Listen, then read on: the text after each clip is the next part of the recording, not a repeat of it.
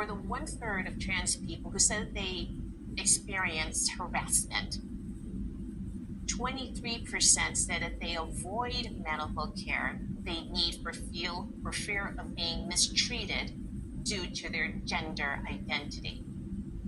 A sense of otherness. There's a lack of belonging when they see their doctor. An example of this can be non-inclusive language. Let's just say there is a trans man who has decided to keep his uterus and his vagina. He has to go in for gynecological care. It's known as commonly well woman care, but he does not see himself as a woman. He is a man. So you have an example there. Instead of well woman care, I'm not well person care. And then with the influence of cultural bias, again, we go back to the earlier part of our conversation, that we are influenced by our religion, by our culture. And maybe you are a member of a religion or a cultural background that frowns upon homosexuality or those who are trans.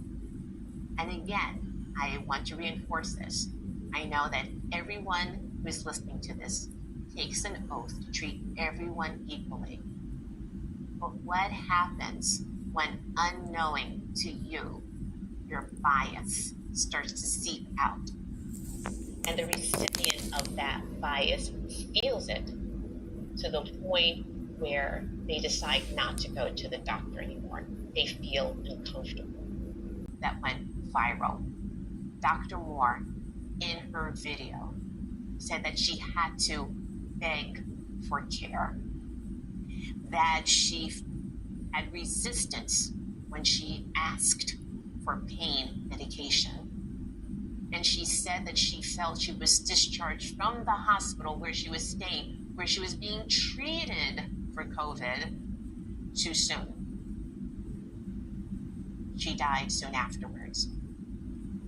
And the uproar over this doctor who happened to be Black, who had to beg for care, beg for pain medication, and said to fellow doctors, "I think you're releasing me too soon." She still died.